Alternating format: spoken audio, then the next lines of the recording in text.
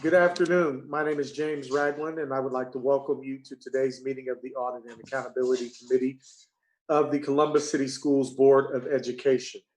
Madam Auditor, could you please call the roll? Yes.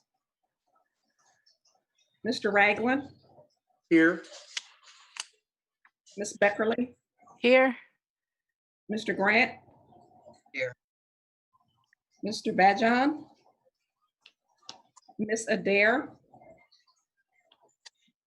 And Mr. Jordan? Mr. Jordan, you're on mute.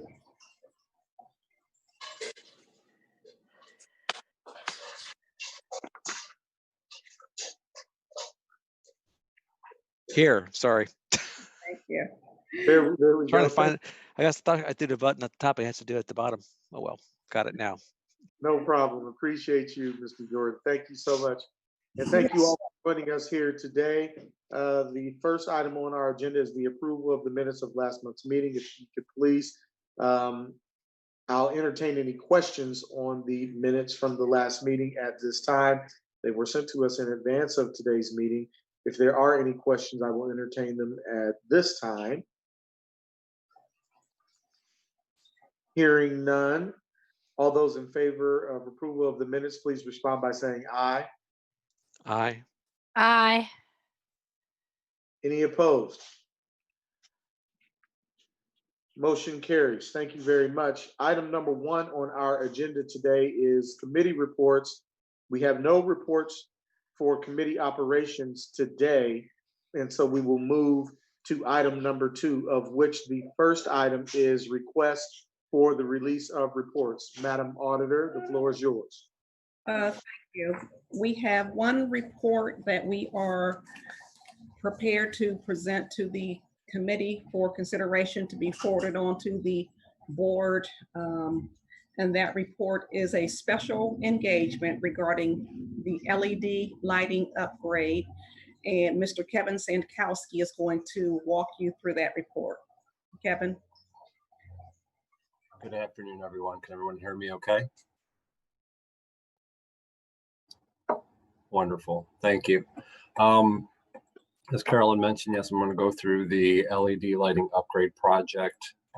First of all, I'd like to start by thanking Dewan Hood and Jeff Rowe for their assistance and cooperation in completing this audit. It was invaluable in being able to complete get the information necessary to complete the engagement. So their assistance and cooperation is greatly appreciated. Excuse me.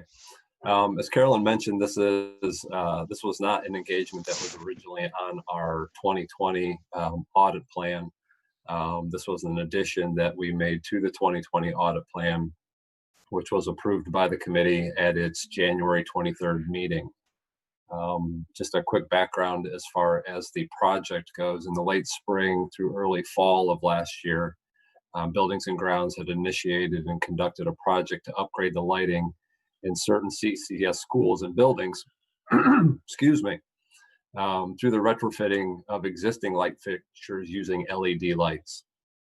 They had awarded 3 bids to one service provider and one bid to another service provider in order to do the retrofitting. Then we also awarded project management services as well as lamp supplies to external vendors through competitive process. During the project, the district experienced 5 fires at different buildings, and Buildings and Grounds had attributed the fires to the manner in which the installation contractors had wired the light fixtures. Our audit was conducted in accordance with international standards of professional practice for internal auditing established by the Institute of Internal Auditors. Quick summary of the audit: we reported 7 issues, which we will go over, as well as 17 recommendations later on in the report. Of the 7 recommendations, 5 we rated as high-risk items. 2 of the issues we rated as moderate risk items. Audit objectives, you'll find the audit objectives on page 5 there in the audit report, and then finish up on page 6. The audit scope is also included in there. We tried to set the audit scope to catch all of the financial transactions, or at least a majority of the financial transactions surrounding the progress or the process. So what we did is we set the audit period from February 1, 2019 through November 30th of 2019, which is really tried to match the initiation of the project through the completion of all of the installations. But there were some transactions that were relevant to the activities we were looking at that we've looked at that are actually outside that period. And for example, part of the project was funded through rebates. And so the rebates didn't actually take place until after November of 2019. So we looked at those transactions, even though they weren't necessarily within that audit period. On page 7, you're going to find a number of tables that were put together to try to give you a picture and some information regarding the project. And then at the end of those, you'll find that we had identified the external funding for and energy rebates totaled $455,000 to offset approximately 54% of the entire project costs. So I was going to pause here to see if there were any questions about any of the information in the report up to that point or any of the information in the tables.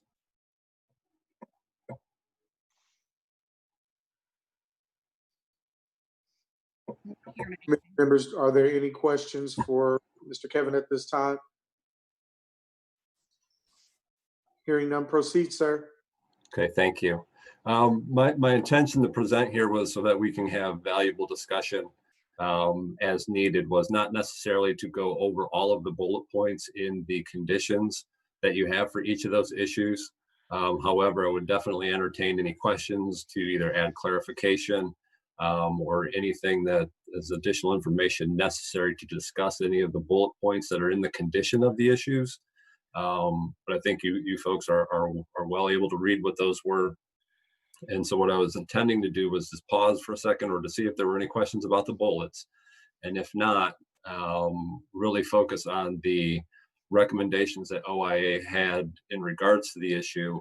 And then again, stop for a second to have either Dewan or Jeff or however management wish to proceed as that opportunity to discuss the response or corrective action. And so if there's any questions, are there any questions, I guess, about the any of the bullet points regarding issue 1? Issue 1 was OIA had noted weaknesses in the project needs assessment and planning phase. And I'll just proceed. Somebody just jump in if there are questions about any of those. I'll pause for a second, but if I don't hear anybody jump in, I'm just going to go ahead and move on to what the recommendations were regarding the issue. So as I mentioned, Kevin, this is Greg. I won't leave you hanging out there. I guess this is maybe a comment that's broader throughout the report. I guess I would seek to understand, was there a lack of knowledge to use written contracts, a lack of knowledge of the procurement bidding process? And because a lot of the issues all stem around several, I guess I would call them themes. And then also oversight of the actual work being performed in the estimation process. So does that make sense? I guess, yeah, because I've read through this. I just looked at all the various themes and I walked away going, other than to say, how does this happen? I guess is what I kind of was just really seeking to understand. So I'll leave that for you and the management to address. Okay. Yeah, and definitely there is that theme there as far as knowledge of the governance of making the purchases. I think that is part of the underlying issue and related to this project specifically is just that lack of knowledge of the governance. So yes, I think you're on that with those items. I don't know if Jeff or Dewan or anyone wants to chime in at this point, or I can just move on to the recommendations and we'll deal with them individually. Yes, who will be responding from the administration? Will it be Jeff and or Dewan? Yes. Yes. It's both of you. They're Okay, both there. there you go. How are you, gentlemen? We're doing well. And you? Doing well. So yeah, I mean, would you all rather Kevin go through the whole report, or would you like to maybe you know, kind of as we go, give feedback? I think the general question was, you know, essentially how does something like this happen? If that's something that you were prepared to talk about right now, or if you'd like to wait until after Kevin has given his full report, it's either or, up to you. I'm willing to entertain whichever you guys would like to do there. So I don't disagree with the general sense. We learned a lot during this process. Sure. So I don't know if there is a lot that we have to add, other than we learned a lot about, this is our first time doing a project of this magnitude. So there were a lot of learning lessons and a lot of, we identified a lot of points of weaknesses in our operations that we're working on correcting. Okay. I tell you what, Kevin, why don't you go ahead and proceed? We'll have an opportunity to hear from the gentleman after your report is fully completed. Okay. But I would like to catalog any questions from committee members as we go. And if you can't answer them, then we'll have those prepared for Dewan and Jeff to answer after the conclusion of your report. Is that okay with the committee? Yeah, if I may, I think I would like to get to the end of it, because I do think there's, as Mr. Jordan suggested, thematic concerns that are probably going to be better addressed after we have the whole report. Yes, ma'am, Madam Co-Chair. Thank you very much. Kevin, please proceed, sir. Very good. Thank you. As I mentioned, issue one was we had noted some weaknesses related to the project needs assessment and planning phase of the process or of the project. We ended up recommending that Buildings and Grounds develop a project evaluation and approval protocol for their consideration when they are considering significant department projects, such as the LED lighting upgrade project. We also recommended that they use reasonably precise methods to determine the amount of the project work to be completed, so that they can then build reasonable expectations of the project, as well as reasonable expectations of what the competitive bid scopes will be and be representative of the actual scope of the work. And then we had also recommended for issue one that Buildings and Ground obtain a formal written agreement with any external parties in order to memorialize that understanding and our commitments, should those parties decide that they wanted to change their mind or renege on their commitment. Having that formal agreement that provides some remedies, adds some additional protection to the organization should they change their mind, given the significant cost associated with the project. So that was issue one. Issue two, we noted that Buildings and Grounds did not use written contracts or did not use written contracts with the service providers awarded the public work.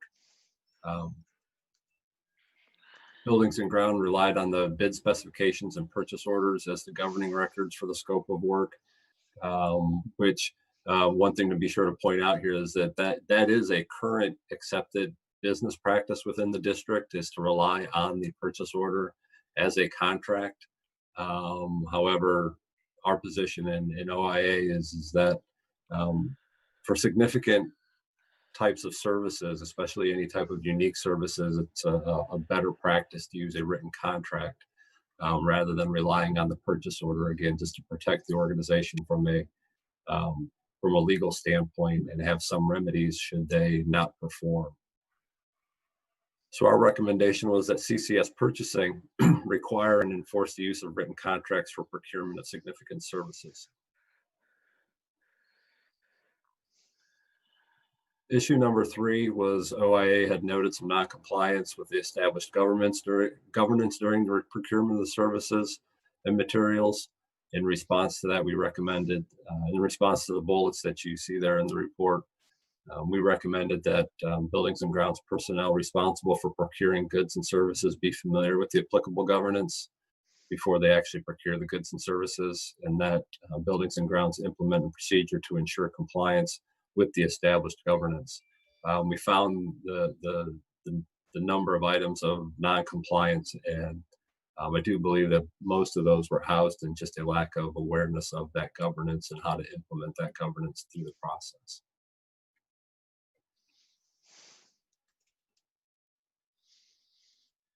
Issue number 4, we noted that there were weaknesses during the bid evaluation and the award phase, which again were included in those bullets in the report. In response to those, we made recommendations that buildings and grounds personnel responsible for procuring the goods and services be familiar with the applicable governance, that they design and implement a standard operating procedure requiring those responsible for constructing and evaluating the competitive bid purchases, and document the significant rationales that they use, the significant judgments that they make, and the decisions that they make during the awarding process. We also recommended that buildings and ground conduct and document some level of due diligence of new vendors and service providers, so that we have some assurance that the vendors and providers can demonstrate the ability to complete the awarded work. And then we also recommended that buildings and grounds design and implement a procedure to ensure the charges that are made to the purchase orders comply with the description on the purchase orders and the underlying nature of the work that was competitively awarded. We want to make sure that we stay in compliance with those. If we're going to issue purchase orders for a particular service in which we competitively bid, it would be probably a better practice to not charge other things to that purchase order other than things related to those competitive awards. Issue number 5 was that we had noted. Kevin? Yes. Excuse me. Maybe one chairman for the list would be, there's the bidding procurement process, but also the accounts payable process. And are there procedures that would prevent us from invoicing for items that maybe weren't contained on the purchase order, unless I'm missing something? No, I don't believe you are. I mean, I think that's a legitimate question. I didn't get into that, but I think that is a legitimate question of whether there is something that would preclude that from happening within the system. But I think Mr. Jordan's point is apparently there isn't, right? Right, yeah. Right. And so I think that's a, yes, we'll bring that right back up at the end. Thank you very much, Mr. Jordan. You're welcome.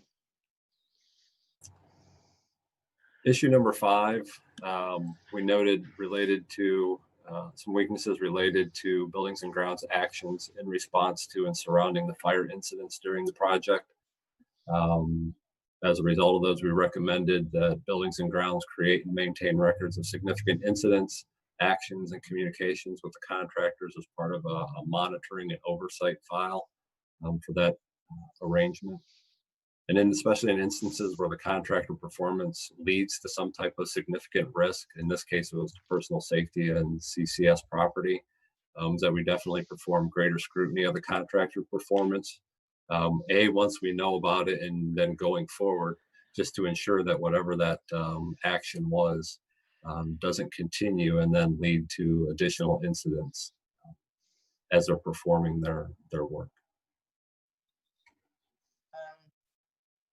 Lighting, isn't that subject to some kind of a fire inspection? I mean, wouldn't that have been part of the process? I'm sorry, Mr. Grant, say that again. I'm just wondering, in terms, you said there is incidents of fire or electrical issues with the lighting. Would that have been subjected to a fire inspection permit? I mean, usually when you're doing this kind of work, it has to get approval from the fire department to be. I wasn't aware of an inspection by the fire department. I don't know if Dewan or Jeff can respond to that.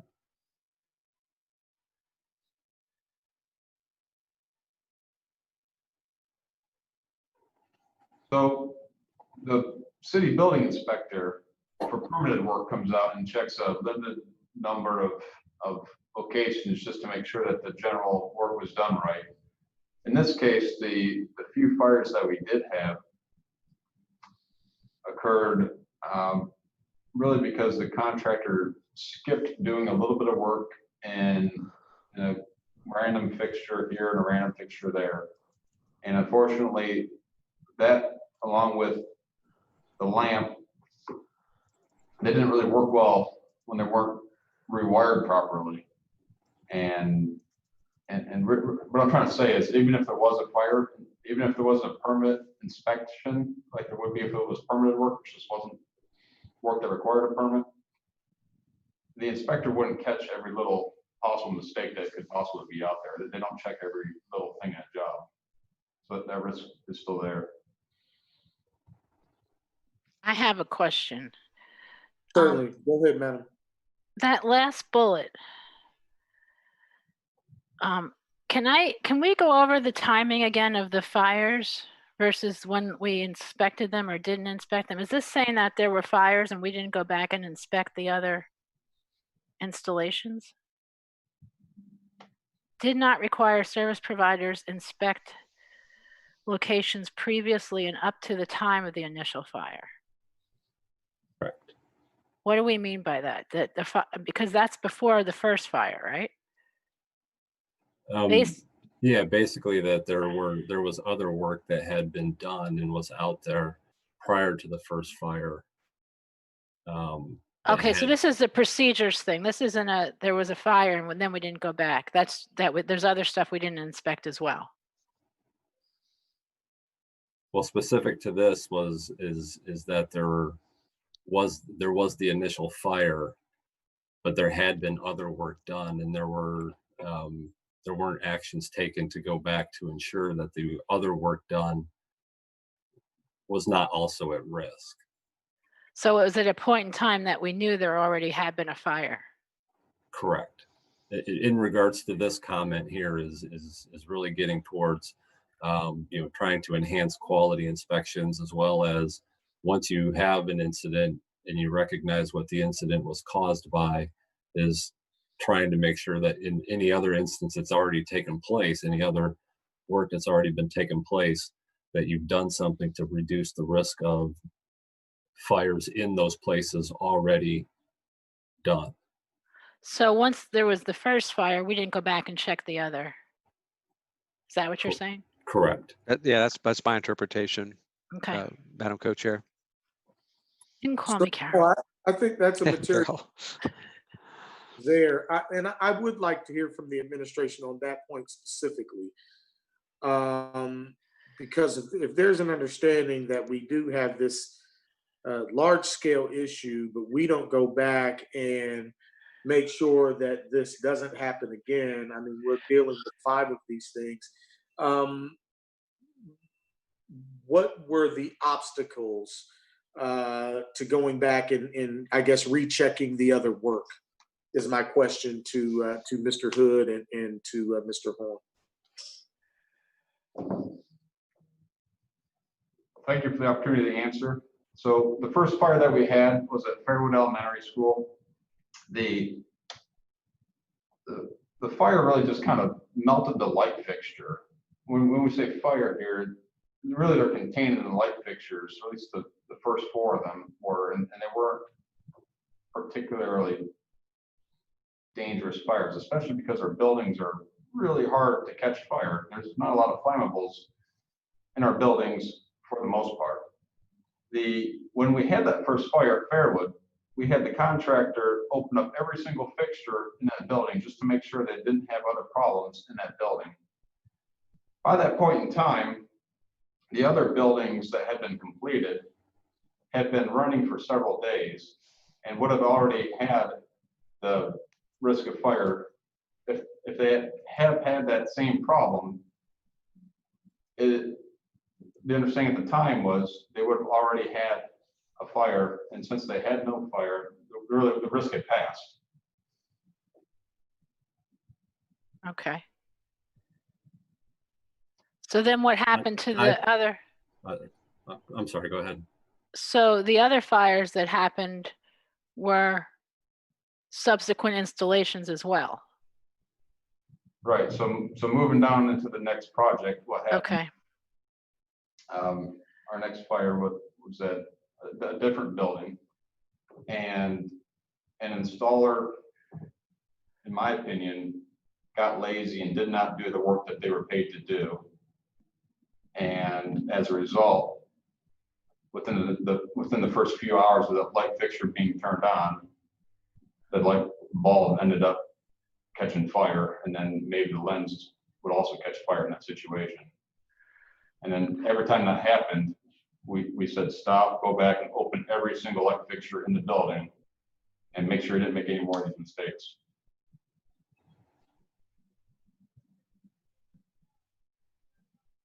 And then there was again another fire in a different building? That's the part that, as an administrator managing this project, drove me absolutely insane, is the vendors knew the risk and they still kept making the same mistake despite conversations and despite fully understanding what was happening. They still got lazy. And there's no way to check every single thing that these guys are doing. It became very difficult. How far apart were these different instances? I mean, were they days, weeks, months? How far apart were they? Please repeat that, Mr. Grant. How far apart were these different fires that occurred? They all occurred within about 5 or 6 weeks of each other. And the vendor was aware each time it happened? Every time it happened, every vendor involved in the project was made aware that this happened. Okay. And same vendor or different vendors? There are actually 3 different vendors that had this problem. So all 3 of them are making the same mistake? Well, the mistake is you're supposed to rewire the fixture to bypass a component and send voltage to the lamp holders directly. The mistake is you skip doing that and you pretend you did it and you just put the new lamp in the light fixture without rewiring it. So it's a very simple mistake to make. Should have been super simple to catch. The vendors let me down. Well, the one vendor that had 3 fires really let me down. So I these guess were- question for you is we're calling this a mistake. There's a difference for me in a mistake in cutting corners deliberately. Is it your opinion that this was just a vendor or several vendors that were cutting corners on a project as opposed to a mistake? A mistake is that I know that I don't know that I'm doing something, incorrectly. I do it incorrectly, and that's an error. But I'm hearing you describe a process by which they kind of took liberties and cut corners on a project that caused a fire. Is that your opinion? I wouldn't go that far, sir, because in any of these situations that had a fire, when we take apart every fixture in the whole building to investigate to make sure they don't have any more of these problems, The rest of them are fine. they had one problem in the whole building, or maybe 2 problems in the whole building. So it was just one of their staff members decided to cut a little corner. I wouldn't say that the vendor was being negligent, but one of the staff members got lazy and either made a mistake intentionally or not intentionally. I don't know, but it was not widespread fraud in any case. It was very minor, very few problems. But again, when there was a problem, it was kind of a big deal. Well, So then my and- next one moment for me, Madam Co-Chair. My next then is who owns the quality control process, right? Does the quality control process begin and end with the vendor, or does the quality control process begin and end with the district? My opinion, sir, is that the contractor doing the work is in charge of his own quality control. We're just here to guide them and have them perform a quality job for us. We don't design every little thing that they do. Thank you, sir. Madam Co-Chair. Oh, I think I lost what I was going to say. Oh, I know. How often or what impact did this have on instruction? Like I remember that one building was closed because of one of these fires. Was that the only time that happened, or did it happen? Yes, only Valley Forge had an incident that happened during the school year and affected students. We had the worst of the fire was in a rented classroom to the local Head Start chapter. And so they had to move their students long-term into a different building. Now for our operations, we had to ask about, I think it was 6 or 7 classrooms. It was 6 classrooms to stay home between 2 and 4 days as we clean up the mess. And that was Valley Forge, just Valley Forge? Just Valley Forge, ma'am. Okay, thanks. Kevin, does this conclude issue 5 for you? Well, I just wanted to maybe take a slight disagreement with the significance of the risk of the buildings prior to the first fire. Please proceed, sir. Based on the timing of the work, there was no, I think that was in the summertime, and so those buildings were not, I don't imagine, or I don't believe to be running at full capacity in the summertime. And so I guess I would probably disagree with the fact that there was no risk there. Or I don't want to say no risk, because that's not what nobody said there was no risk, but the significance of the risk, given the fact that because it was summertime, there's probably a lot of those lights that were installed that were not put under duress or not put under sufficient duress in order to, run for a few hours to see whether or not they do or don't catch fire. And so I guess that's just the disagreement I wanted to make with the significance of the risk for the buildings that were done prior to the first fire. No, I think you're more than appropriate with that. I would assert that anytime we have a fire in any of our buildings is a tremendous risk. And so I don't believe that Mr. Holm was trying to diminish the risk at all, but I do hear you loud and clear. And I think that is the goal of all of this, is to make sure that we're doing everything under our power to make sure that we don't want to see any fires, be they little, be they big. We just don't want to see it. So no, I hear you loud and clear on that point. Thank you. Very good, thank you. The one question that I still just want to make sure I'm clear on was so we had a first fire, then we had subsequent fires to that, but after say it's the second one, did we not demand that the vendors go back and recheck every one that they already had completed and installed? That's what I guess I'm not clear. Did we ask them to do that and they didn't do it, or did we not ask them to do that? And that's probably a question for management. The vendors performed any action we asked them to. They took responsibility and were completely happy to go through and look at every fixture in the buildings that had the fires. Management did not ask them to go to other buildings, because during that review at Fairwood and at the other buildings, when we found the number of errors, it was just the one fixture or maybe a second fixture that had a problem. If it was a widespread issue and we had real fear that this was likely to be in other buildings, I might have made a different call, but the call I made seemed reasonable, in my opinion. Okay, I have to ask a question then about the timing, because now I'm really confused. So we had the first fire in Fairwood over the summer. We went back and checked all the fixtures, and maybe there was another one that needed to be corrected. And then in Fairwood. In Fairwood. Then the next fire was a few days, weeks later. And we went in and corrected that one. At that point, did we check all the other fixtures in that building?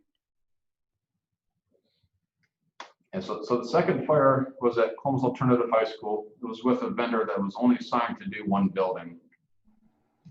Just that one, Columbus Alternative High School. And they did go through and check every single fixture in that building after the fire. after the fire. So now we have 2 vendors and 2 fires. And at the 3rd building, we didn't ask them to double check every fixture they were installing? If I may interject just as a point of clarity, the fire at cause is from a different vendor that is not one that the OIA reviewed as part of this project review. This project review only included 2 providers, and the one at cause is not included in the 5 fires Okay. that we're reporting on. All right, well then let's go to the 3rd fire. I guess I'm confused by,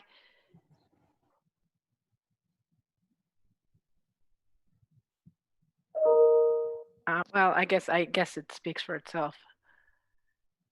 Okay, I don't have anything.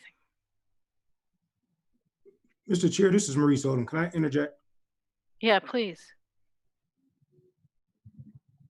This is to my team. Isn't it the understanding that in most cases, those fires happen within a certain time frame, gentlemen?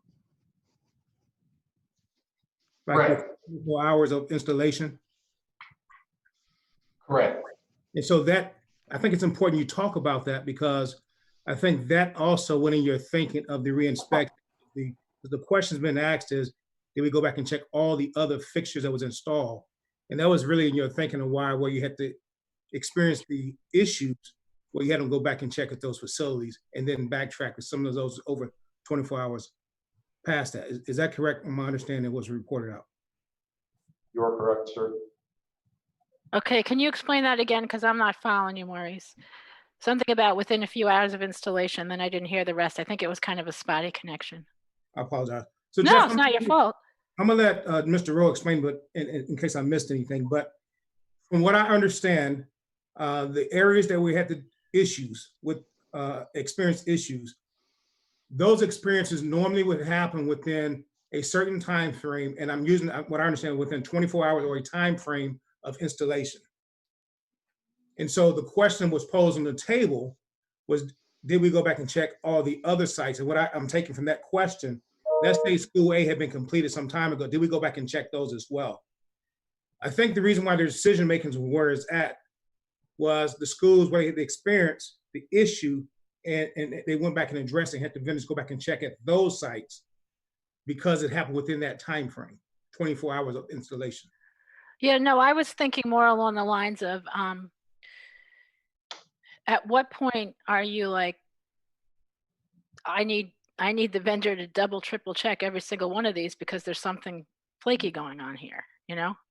And that's sort of what has me confused, but. Yeah, and so what I was trying to get clarity, trying to explain, which I'm not doing a great job of, I guess, is in your question, those sites were installed. Within 24 hours, there was a problem at a Right. fixture. And so the team went back because of that situation, said, we need to recheck this entire facility. Right. Let's say it was another site outside of that this vendor may have installed or been installed. I don't think it was, we retro back to those sites because it may. Oh yeah, no, I'm thinking going forward. So like, then you get to building 4. At that point, I think I'm surprised we didn't ask them to step up their quality control. That's kind of where I'm going. I'm surprised you didn't get a new vendor. Well, I think, well, I don't know. You know, I guess Either or. You know, I think for me, what this is really kind of boiling down to is at the end of the day, if we have vendors that have let us down consistently, and that's the term that Mr. Rowe used, you know, at what point in our process, and maybe we're getting to this through the rest of the report, but at what point in our process do we have some sort of relief in which we can say, okay, listen, so far this has not been a good experience. We're going to change focus, and I think we're probably going to get there. We may be jumping the gun a little bit, but you know, Maurice, is that your understanding? that we have that built in? I think as we move forward, we got to look at the total process, and we need to put those parameters in. And that's one of the challenges has been is, and I think Kevin mentioned this early, as a district in non-construction sites, in some cases, the PO has been used in the terms of as the terms and condition in the contract. What's been stated is, and again, we've checked with our legal as well, these projects typically has not been felt under the construction contract portion. And so Right. moving forward, we've been, and that's why it says in one of That the, makes sense. it says in one of the agreements, even though technically, depends on how you look at the Ohio Revised Code, is it constructions or not, we're going to work with our legal team to figure out what does that look like, because in the construction contract process, there's a lot of different other documents that go along with it, which may look at how do we as an organization, do we have the capacity in our current structure to do that? And if not, what do we need to do organization-wise to get there? And making sure as we move forward on these type or any projects, as we look at, we're talking about this project, but organizationally from Buildings and Grounds, we're looking at any, as I think Kevin used the word, significant project. How do we make sure we look at that moving forward differently? Yes, sir. Yes, sir. Makes Understood. sense. Kevin, Yes.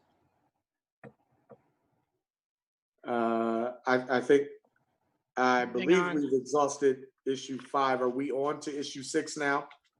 Yes, if there's no other comment or discussion for issue 5, we can move on to issue 6. Okay, Issue thank- 6, issue 6 is OIA noted exceptions and conditions related to the payment of service providers and vendors. Yes, Interject, I believe Mr. Behort was trying to get the chair's attention to raise an issue. oh, my apologies, Stan.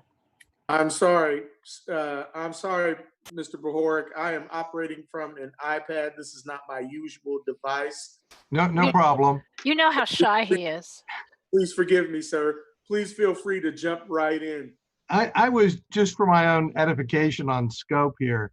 I think, Kevin, you have listed a little over 49,000 lamps or fixtures were installed. I think I read that in the table. I want to say 49,389 actual lamps installed. Mhm. I was just kind of curious, how many lamps caught fire? It was 5 fixtures, 2 lamps each, 10 lamps caught fire. Okay, I was just curious. Thanks.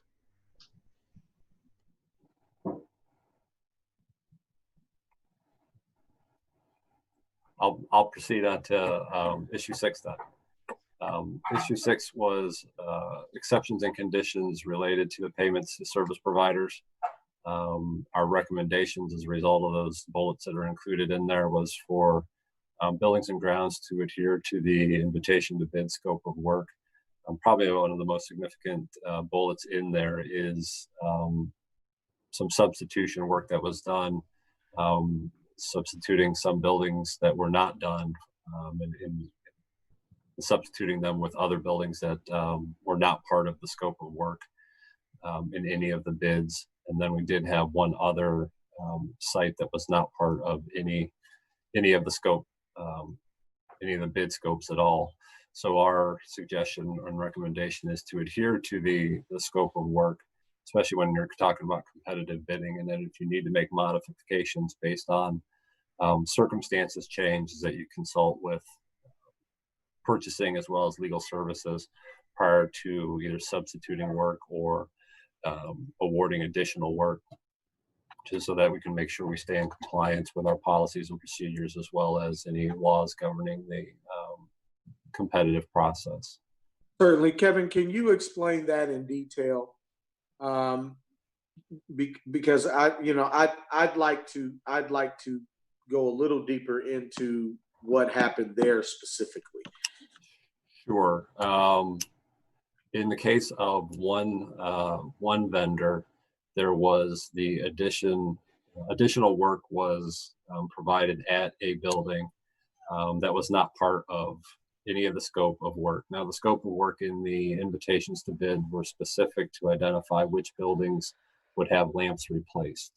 And for in the case of the one vendor or the one provider, they did additional work for which the district paid, and it was charged to the PO, to the purchase order related to the competitive bid work. Now, in the case of the other provider, there were 2 buildings that were included in the scope of work, but were not actually completed by that provider. They did not do work for those 2 buildings, and then also they were not compensated for those 2 buildings.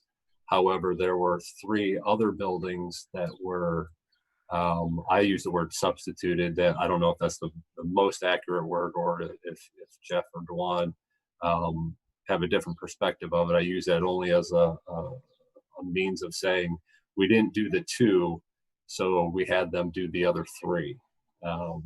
The challenge with the other 3 that were substituted is that the amount of work for the other 3 was significantly greater than what it would have been for the 2 that did not get done.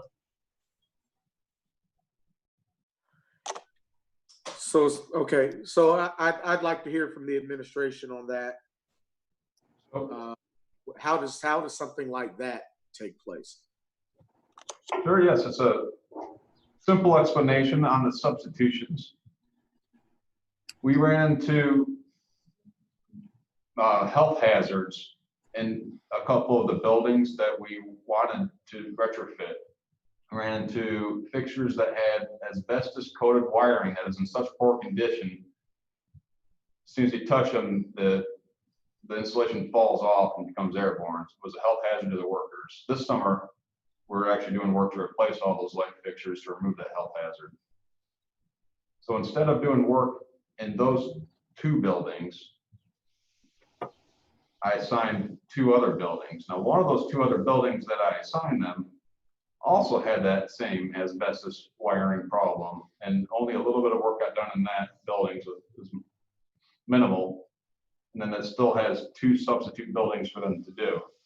Now, Kevin is correct that these other 2 buildings were more scope of work, and that was because I ran out of small buildings. We ran out of elementary schools, and so we moved up the list alphabetically into the middle schools that they were assigned. And so I kept the number of buildings consistent, but they have to be bigger buildings simply because I ran out of small buildings.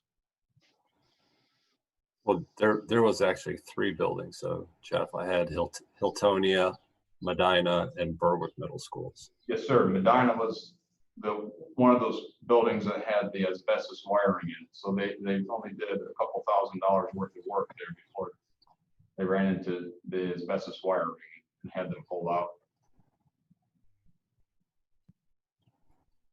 So I have a question. Is this a concern?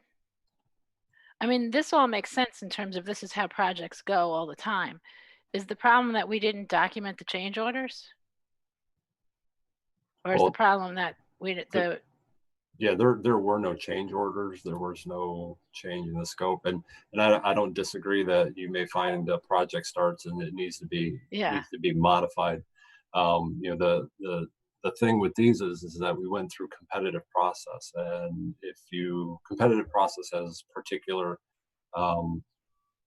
things to satisfy, and the idea being is that everybody knows what the scope of work is. Everybody's bidding on the scope of work as presented. And then once you award the work, you go and you change the scope of work. Well, that's unfair to those people that bid originally. Sure. And so, and I think there are mechanisms in place that, you know, if you don't achieve this bid scope of work, you know, go back out and either rebid the other work or whatever remedies are available to you, as opposed to just awarding the work unilaterally without following process or without possibly following the law, and opening yourself up to those criticisms on how you're awarding the public work. Mr. Chairman, can I speak to this for a second? Yes, please. So I think that we met with our legal counsel and Mr. Barnes, and we talked about these types of projects and what building and grounds, because like Jeff and Dewan said, they had typically not used construction process to do their procurement and to manage their projects in the past. So I think if we start looking at these large projects as construction projects, which you'll see in some of our responses we'll do in the future, that'll solve these problems because that clearly sets out a construction change order process. And so by following that, they'll have these items documented, and we're just using the purchase order and changing the purchase order. You don't necessarily document why you're making these changes. And they probably made all kinds of sense, but it's real hard to go back and figure that out because it wasn't all documented. So by changing that process, we'll take care of this problem. And Ms. Marood, are there challenges associated with us doing that? I mean, is there a substantial cost increase with that, or are there substantial technical challenges for us to do our projects that way? I think there will be some challenges. Part of the challenges will be training because they haven't used this process previously. Some of the challenges will be greater involvement from legal department, and so it will probably be more work for them and also some additional cost by using outside counsel. But there's reasons for some of those laws, and that's because when you get into these projects that are more complicated and are more significant, it does help you document the project and keep track of this kind of thing. So I think probably, yeah, there will be some additional cost and some challenges, but it offsets some of the risk that we have. Yes, ma'am. Thank you very much for that. Other questions from the committee at this time? If none, Kevin. Very good. The other two recommendations that we had regarding issue 6 is to ensure that we obtain and retain the evidence that the procured services and goods were actually delivered or performed prior to approving invoice for payment. This is in here. I don't want anybody to think that this was wholesale, though. I mean, this is of all of the things that, of all the payments that took place, there was a lot of evidence that took place, but there were also sufficient number of them just as a reminder to make sure we have and retain those things as we make sure the goods and services are delivered and performed before we approve the payment. And then also ensure that the invoices contain accurate descriptions of the work performed consistent with the awarded bid language where the services were invoiced, and ensure that the invoices are, that the services are invoiced at the correct rate and are mathematically accurate. Again, this is just as a more or less a reminder in these two recommendations. Overall, the process, documentation was really pretty decent when it came to approving the payment. But these, like I said, there were significant enough instances just to issue these as a reminder. And then finally, go ahead. I'm sorry. Nope. Someone, questions from the committee on issue 6 before we move to issue number 7. Thank you.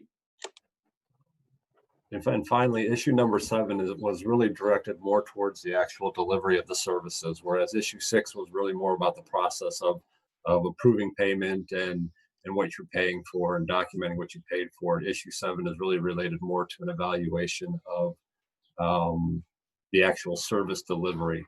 And what we did is there were certain things included in the invitation to bid that were to be performed, as well as the general terms and conditions that Buildings and Grounds was relying on as their governance documents. And so we took the provisions out of those two documents and evaluated those, and then came up with those items in the bullets that you have. As a result of those, we have the recommendation that Buildings and Grounds enforce the provisions of the invitations to bid, the scope of work, and the specifications. If we thought that they were sufficient enough to put them in the scope of work, it would seem appropriate to also ensure that those are enforced as the work goes along. We also recommend that Buildings and Ground retain documentation of any significant relevant project milestones such as the date of work in which it was completed and at what location it was completed. And then we also have a recommendation that that they apply vendor or service provider monitoring and oversight procedures at the beginning of the project to ensure that the invitation to scope or the invitation to bid scope of work and other specifications are completed and adhered to. And I know in this project, we had also contracted with a project management services company. However, in looking at the scope of their work, it wasn't really to provide any detailed project oversight of the actual implementation of the work or completion of the work. And so if we're gonna, we should probably either task that service manager or that project manager with those types of things, or we should have put something in place to ensure that the scope of work was followed and the specifications were met. What was the project management group assigned to do?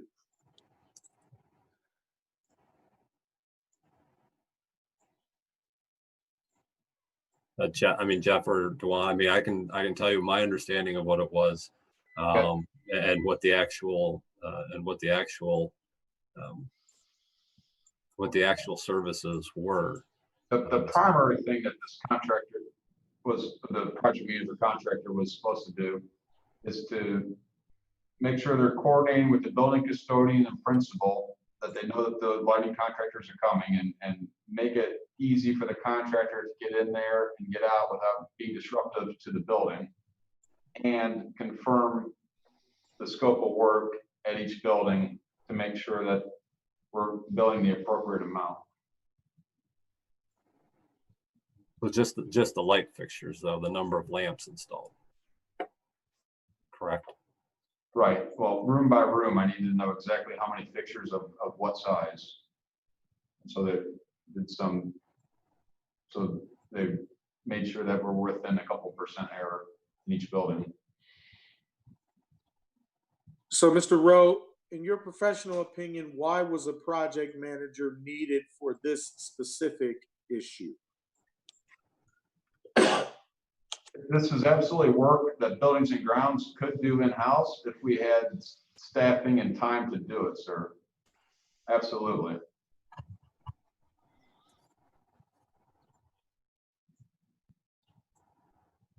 Understood. Thank you. Other questions from the committee? Just if I may, one thought Please. back on what Stan asked a little while ago. It might behoove us to think about the language in the report, because when I first read this, it wasn't clear to me. I read 5 fires and I think about, wow, we've got a raging flames, looking at the size of the walls and buildings. It's much different picture now. I understand we maybe had, but kind of right, 14 or 16 light bulbs burned out within themselves out of 43,000 light bulbs that were installed. That's a whole different picture of what happened. So as this becomes a public document, I might suggest that we reframe how that's written, because I certainly read it much differently than what I'm hearing here. Not that it diminishes the value of what's written, but it put it in a whole different context for me.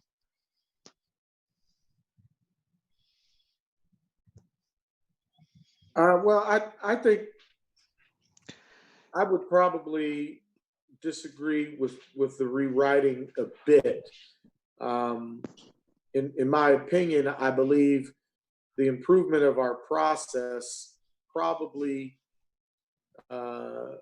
gets us closer to 0 fires in this, and I think we can say that we kind of got lucky. No, I agree with that.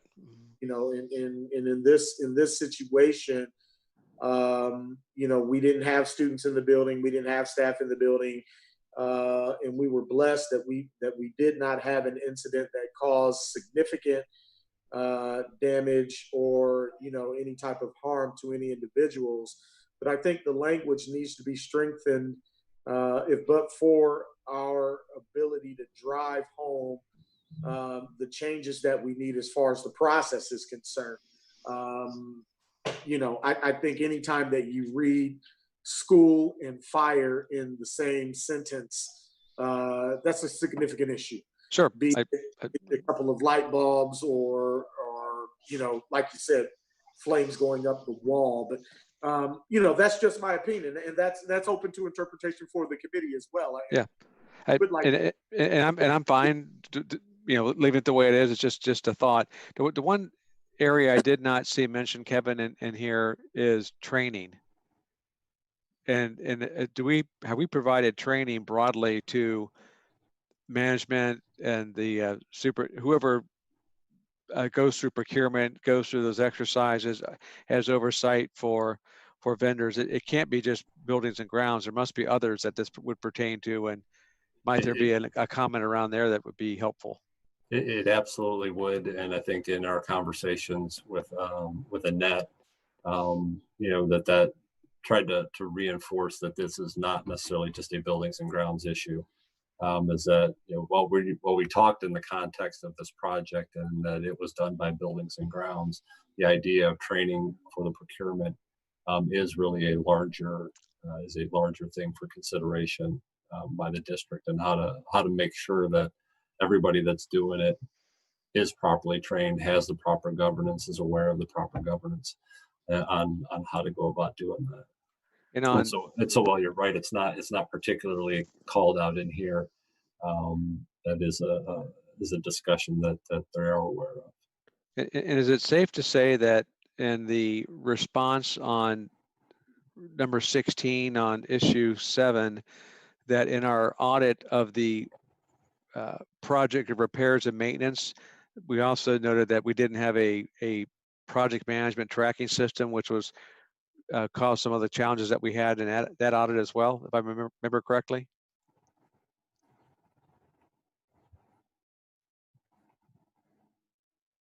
Is that directed at me? I'm trying. Because I don't know the answer to that one. Yeah, I think Kevin, you might, O'Connor, I believe that might have been the audit that you conducted, because I think we had a similar concern. I think you're on mute, Kevin. Is that the work order audit? Yes. Yes, we did have very similar problems. Okay. With that. And was that also in buildings and grounds as well? Yes, it was. Okay, so it sounds like that would be a good one to tie together. So another root cause could be a good project manager system could help us in both of those situations. Yes, I agree. Great, thank you. While we're on the subject of root cause, it sounds to me like, in addition to some of the themes that Greg identified, there's a theme of our purchasing procedures. And because it sounds to me like there's a few things that happen. One is, for whatever reason, we didn't characterize this as a construction contract, because if we had, that would have triggered a whole set of procedures. Is that accurate? Was that a misstep? No, that would be accurate. Okay. And so that's one problem. And so to some extent, it's not fair. Maybe not fair, but it should not be a surprise then, if we weren't treating it that way, that all of the procedures and safeguards and documentation that tends to come with a construction contract wasn't followed. So and some of these findings, in a sense, shouldn't be a surprise, because it was miscategorized, or maybe not miscategorized, but it was not treated as a construction contract. So to some extent, I'm sympathetic with that being a root cause and a mistake that just cascaded. But Maurice, I keep going back to when we did a tour and we went to purchasing. And I know that in general, in all organizations, there's a constant pendulum going back and forth between centralized and decentralized functions, purchasing, legal, you name it. That's a dance that goes on forever. But I was struck by how few people are in purchasing proper, which means a lot of the purchasing function is going out into the different organizations. And is that something that perhaps set us up for this? Yeah, training for sure, but do we need to look at how we do purchasing across the organization. Maurice, you want me to take this? You could start and I'll jump in if need be. Okay. I think Maurice has a thought or two.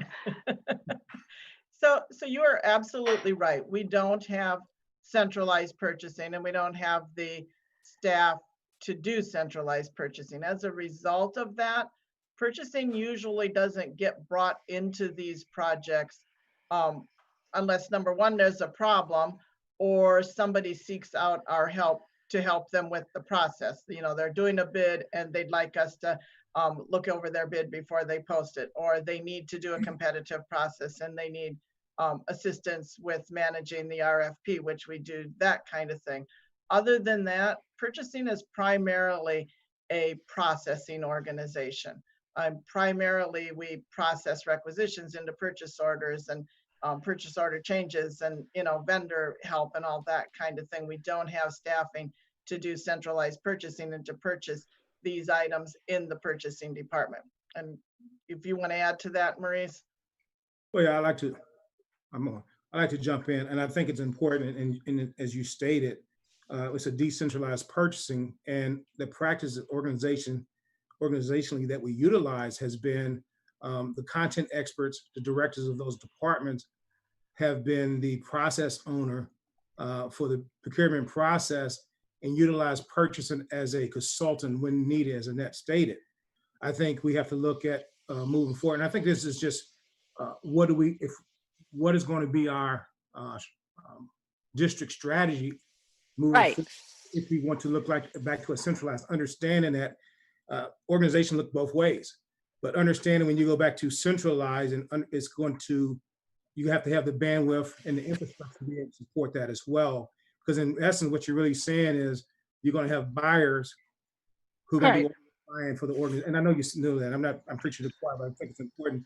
You have to have buyers who's going to do all the buying for every department in the organization.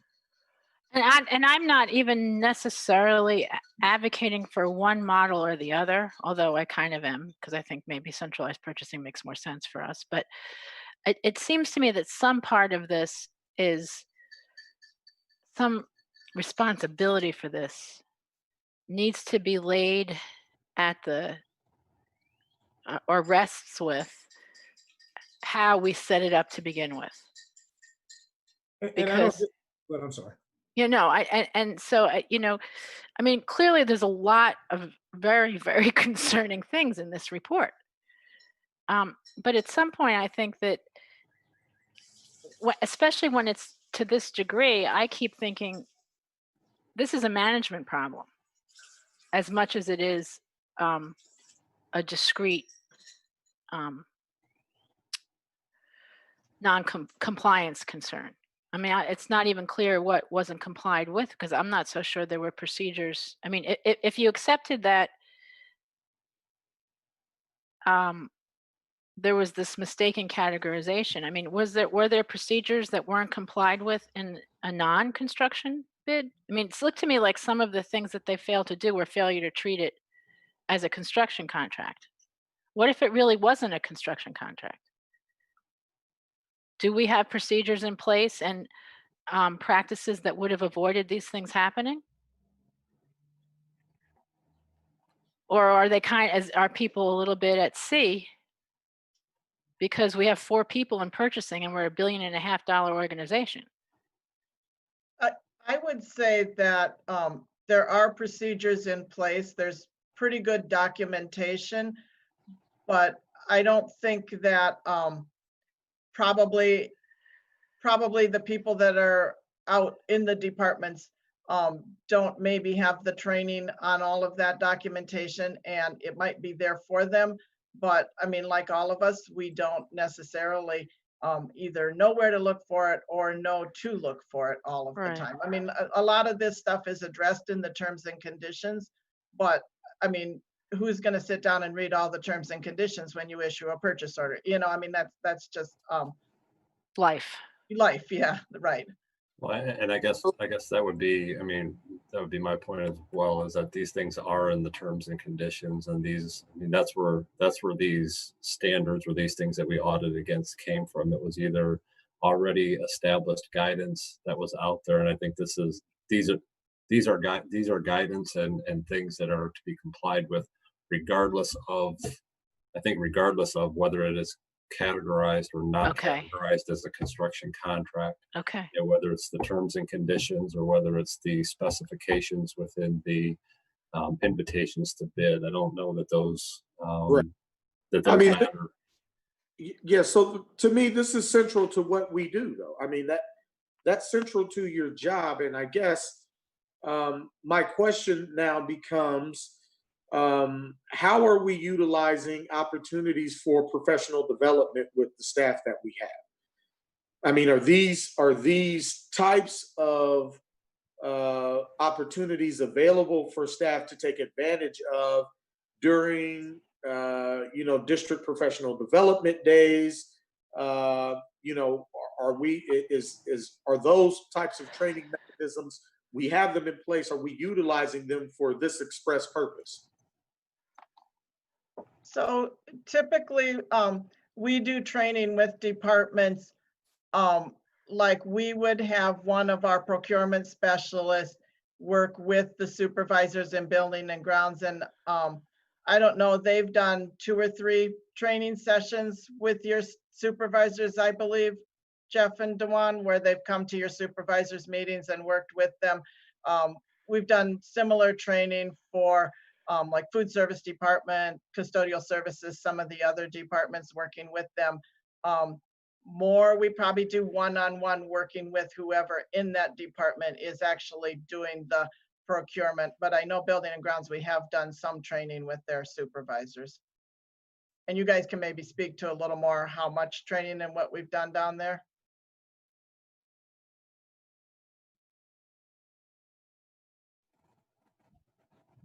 So we have done some training. We absolutely could use some more, and that's part of our plan, our responses. I have a couple of questions. So I think, though, yes, clearly training is the answer here to some degree. I mean, at a minimum, there has to be a lot more training. And my understanding is that purchasing is there to be consulted with, right? Now, on any of these contracts or this whole process, was purchasing called in at all? For a Jeff, $500,000? Do you know how involved purchasing was in this bid? Yes, I work personally with Richard McCormick on several issues in the design and vendor selection of this bid. But once we got to the operations of it, which is where most of these points that are in this document are, at that point, purchasing was no longer consulted, really just in the setup. Well, I mean, some of the problems are in the pre-operations with letting the proposal become the contractor. Was I got that right? I mean, and not integrating the CCS terms and conditions. That was all pre-operation. But I guess this gets back to my other point, and this is something that we need to think of at the, organizational structural level. At what point does it make sense to have all of our agencies doing their own purchasing versus should we beef up our purchasing department and have buyers? Because and it would boil down to, I mean, how often, or do we have, I mean, I was going to say, how often does building and grounds have to enter into these complex multi-phase, or versus, or do we do it by if it's more than 100,000, purchasing is involved. If it's less than 100,000, purchasing doesn't need to be involved. I mean, it seems to me that I guess I'm worried about, and maybe this is from my experience in teaching and professional development, like a few trainings here and there does not a buyer make. There's an expertise there. And I don't know, and I keep thinking maybe it's not right to expect our various operations to be buyers and know how to establish a contract and do all these things because they're busy being buildings and grounds people. So, Carol, I agree. I think it'd be interesting, and maybe for another meeting. Yes. That Yes. that I think, Stan, you could probably help and maybe Carolyn, somebody from your team. But I think I'd like to understand of our spend, what goes through centralized purchasing and what goes through the various other federated purchasing processes for us. And then, what categorically, I'm actually helping another board I'm on. We're going through this where they've distributed HUD facilities. We operate 23 different locations, couple clinics and missions, food pantries, and we're going through this very exercise. And some of the outside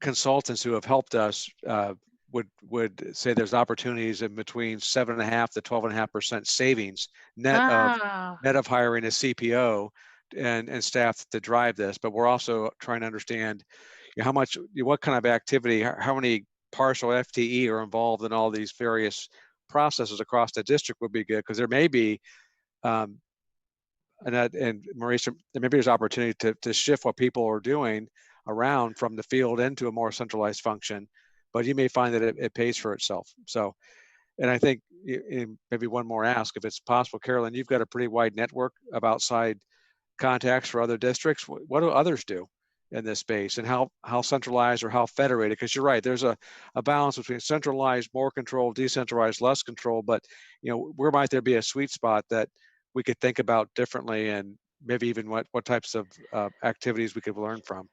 And you know why I would add to that? Because Jeff said it before, he would have been happy to manage the performance and not have to hire the management service, but they're spread too thin. So they're already spread so thin. And now we're expecting them to be sophisticated buyers. And so it's almost like you can't have this, unhappily lean organization and then place another whole function on top of what we're expecting them to do. And I don't know if this is true across the district or not, but I think something like this, we need to make sure it's not, clearly we've identified it in this case, and buildings and grounds is going to be, we trust, ever vigilant going forward. But I'm afraid that this is a recurring theme. Yeah, it's if you get outside of the central purchasing, you need to establish some best practices, at a minimum level, what kind of documentation you need to have, whether that's a standardized contract or bid documentation, or, you're saying just using a purchase order, and purchase order is not adequate to show change orders. So you need to have some not just best practices, but practice aids as to how things need to be documented. And so, that might help. If you're gonna, even if we decide to stay with the federated model, the central hub of that wheel has to have good governance and oversight processes that would periodically be checking on what's taking place in the federatees, if that's the right way of saying it, and distributed processes to make sure they're still in line with best practices, in line with what we want to make sure happens, and that training and education oversight is ongoing, because people change, people roll through, and right. And the environment changes. So I think our first question is, is it appropriate to expect our various operations to handle contracts of this magnitude, or should we be more centralized because they're already spread too thin? Then, assuming we go to that, we have to be able to manage it much more carefully, because I think to some extent, and this is the core point of the audit, is that there are procedures that weren't followed. Would you say that's true, Kevin? Yes, there Yeah. are things that were there that were available. And so the next question is, are there reasons organizationally why they weren't followed? Are they spread too thin? Do they not do this often enough that they don't have enough? Did we not train? All of those things. But I think the threshold question is, do we have purchasing set up right? And I would love very much to follow Greg's suggestion and take that up in earnest. And it may be a joint effort between Carolyn, Stan, and Maurice's teams together to say what might be some alternatives that we could consider, and cost benefits of doing that, and it won't come in another month or two. I realize that, and it's a longer term, but it could set us up for success in 2021 if we start thinking Yeah. about some options, or 2022. This will not be easy to change. It's tough. It's huge. Certainly. I want to make sure, Kevin, does this conclude your presentation portion? It does, unless there are any other questions or things that I'm needed for. It does conclude, yes. Thank you. I want to make sure before we move to allowing the administration to give any other response that they would like to give moving forward, I want to make sure that we don't have any outstanding questions from committee members, or Stan, if you've got something. But if you do have something, please speak now, and then we're going to allow the administration to give a little bit of feedback before we press on. Thank you. So Maurice, Ms. Maroon, Dewan, Mr. Rowe, if you guys have anything else that you'd like to address with the committee. I'd like to say, from our standpoint, it's tough to sit here and kind of listen to what you didn't do well. But we're professionals. Jeff and I feel horrible about the fires, and we're committed to getting better. And thank you for that. As I said before, we were lucky in this instance. I don't want us to continue to try to buck the odds. I think one of the things that I believe that you all are definitely committed to, those procedural things that we would probably consider an oversight. Those are things that we can correct immediately. Making sure that we, know and understand what our procedures are, what's the right thing to do in each of these instances. Those are just oversight things that we definitely can make sure that we're doing moving forward. And then the one thing that I'm sure that myself and Ms. Beckerly, and I'll speak on behalf of President Adair in her absence today, those types of needs that you all have regarding training, please alert us to what those are with specificity. Because if there's a need for more resource delivery regarding that, training and making sure that you have what you need once it is articulated, that's something that I know the superintendent has been adamant about. I know this board has dedicated itself to making sure that when you guys identify that there are some gaps and some things that we have, that we figure out a way to get you the resources that you need to do the job right. And, in this instance, again, we were lucky, but, if we can do some things to make sure that you are undergirded properly moving forward, please let us know with specificity what those are. And I will commit to you to making sure that we fight like the Dickens to make sure that you guys get them. Other questions and comments from the administration or other committee members? Then, Madam Chair, it's going to go back to you. I just appreciate Mr. Hood, Mr. Rowe's candor and openness. I mean, it does hurt that sometimes we often don't talk enough about what goes right, and sometimes we focus on what needs improvement. But both you gentlemen, I appreciate it, and we'll try to help however we can. Yeah, I want to second that and Absolutely. and suggest that the the frustration with Monday morning quarterbacking hopefully will be offset by our attempt to try to look at, what is it about how we set this up to, how we structure things that set this up to happen, if for no other reason, because I appreciate being spread too thin. So this is Maurice, if I may. I wanted to thank Internal Audit for this audit. A lot of lessons learned. We're committed to improving our operation, not with just buildings and grounds, but the entire operations.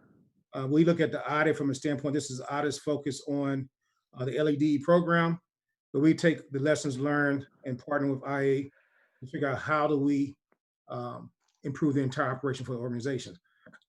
I do like to point out, not as a sidebar, but to the team though, just to remember, Even we had the mishaps, which is unfortunate, which we never want to have. Also, the work that went on created in those spaces a better learning environment for our students. It increased the illumination of lights in those areas. It also, as a district, was able to get some in the program and partner with, I think it was AEP, to get reimbursement to help offset the cost. With that being said, our goal as an organization is to figure out how do we continue to improve the learning environment for all of our students and staff in our facilities. In order to do that, it requires us to look at our operations. And if we did a great job on this project, we still have to go back and look at the operations, see how we can do it better. We're committed to that, and we'll continue to look at that and all those things that was brought forward and see how we can take this situation and create it as a positive opportunity to improve our operation. Thank you. And thank you, Mr. Oldham, for your leadership on that. Madam Chair, do we want to entertain a motion for the release of this report to the board, or should we wait and move a little further? I would like to release this report. I do see value in putting in the information regarding how many light fixtures were installed, and then, you know, showing out of those, I think 40, I don't know, remember the number, 43,000. Right. 9,000, right, yeah. Then there were, we're talking about 14 that had the issue. But other than that, I'm ready to move forward, and I am definitely going to commit to work with Mr. Odoms and Mr. Behork and anybody else to act on the suggestions and recommendations that we have heard from the committee, to actually take that really deep look to see, you know, can a 4 or 5 person purchasing department adequately serve a $1 billion organization, or are there tweaks that need to happen? How do other school districts of our size handle purchasing? So those are definitely good suggestions, and I commit to bring those back. I mean, maybe not at our next meeting. I will commit to bringing those back, hopefully in time to have some type of action in FY21. Can I make one more editing You're not making a suggestion? commitment for the next meeting, Carolyn. You're on your own on that one. She didn't need, I think that we should also, when we look at the language, take Mr. Jordan's point and Stan's point. And I think Carolyn, Auditor Smith, you were coming up with that in terms of the ratio of failures to how many were actually installed. So that needs to be in it. I think that's important. Also, I think, you know, let's be careful about the use of the word fire. I think that the point is well taken. These are really light bulbs that are burning out. And we could probably use language that would be a little less sensational, because this audit is not really about putting kids at risk or buildings catching fire, any of that. It's really about procedures. So let's see if we can make sure we tone down that language a bit so it doesn't, it's not too incendiary. Sorry, I had to say it. Oh my. If anyone does. I believe that discussion should occur offline. And I'll leave it at that. At this point, I'll entertain a motion to release the report with amended language to the Board of Education from the committee. So moved. Thank you. It's been moved by Mr. Jordan. Is there a second? A second. Thank you, Mr. Grant. All those in favor, please respond by saying aye. Aye. Aye. Any opposed? Hearing none, motion carries. Thank you. Thank you to Kevin, and thank you to the OIA. Thank you very much to the administration and the staff for your dedication to this process and for the answers given during this committee meeting. Madam Auditor, floor is yours. Great, thank you.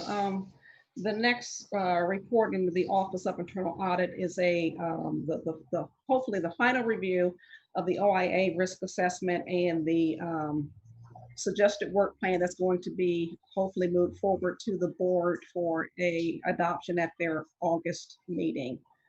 So I will try to go through these as rapidly as I can, but also willing to stop and answer any questions that the committee or administration might have.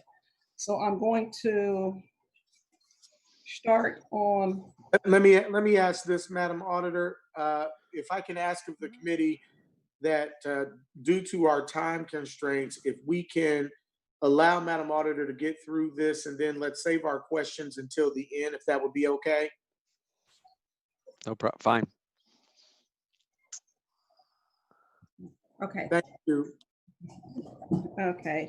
I'm going to start on page 2.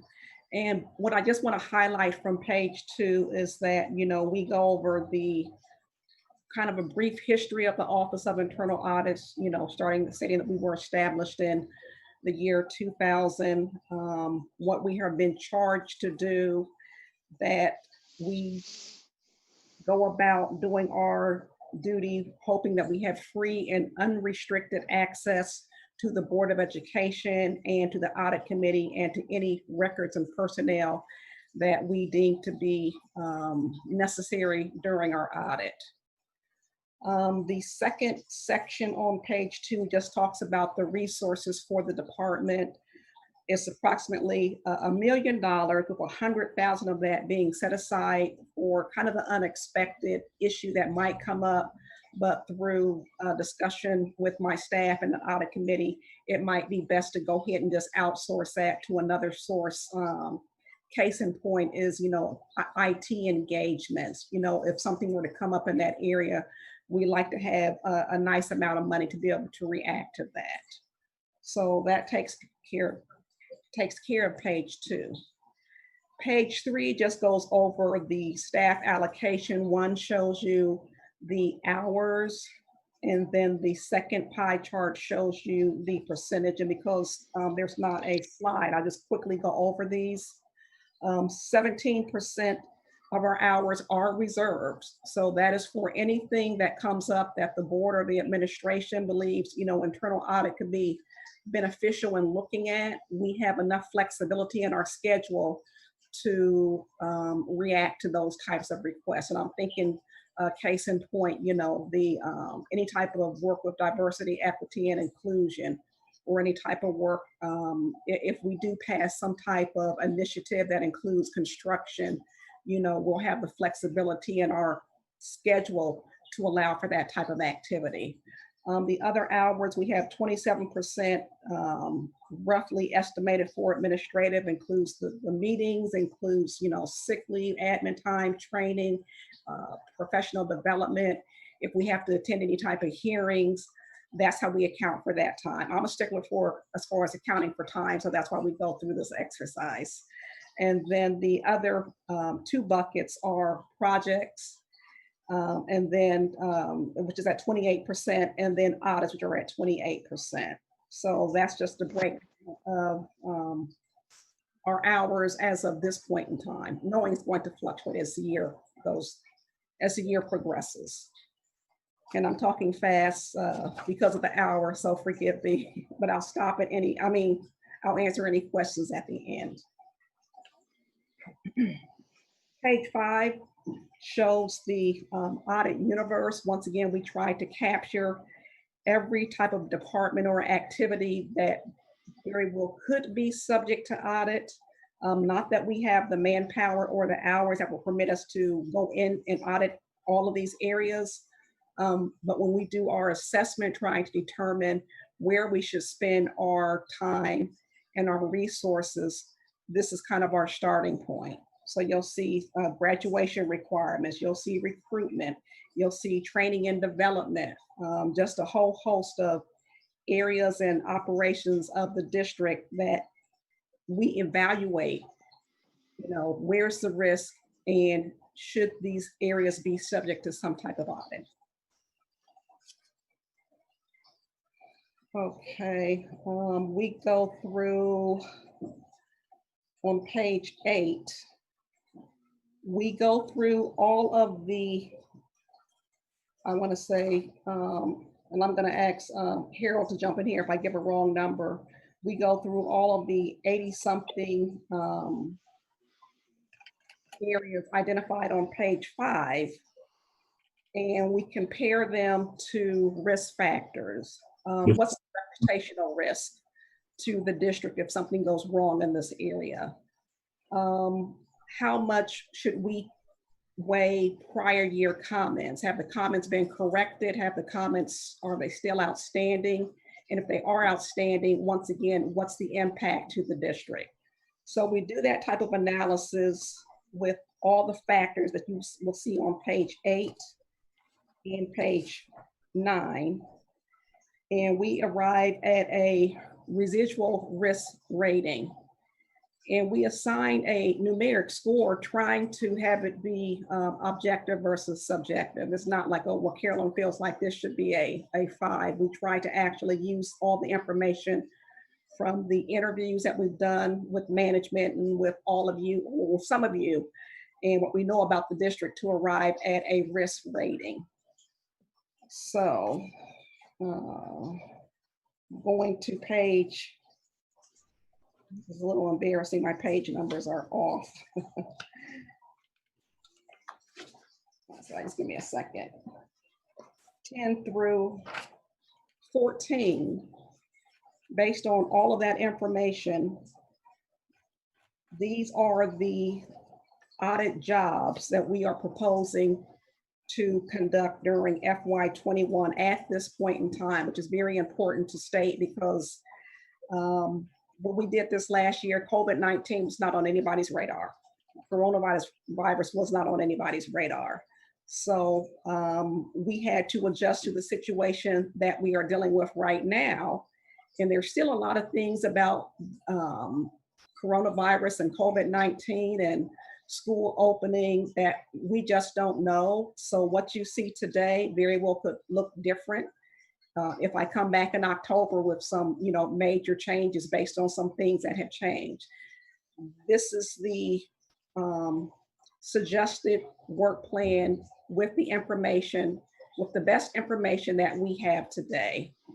And once again, what you don't see on here, which on the final I will probably adjust, if you go to page 14, I will probably show a slide or have a column in a row that shows the unscheduled time. So once again, you and whoever reviews this information will know that there is time set aside to react to unscheduled or unknown situations that might come up.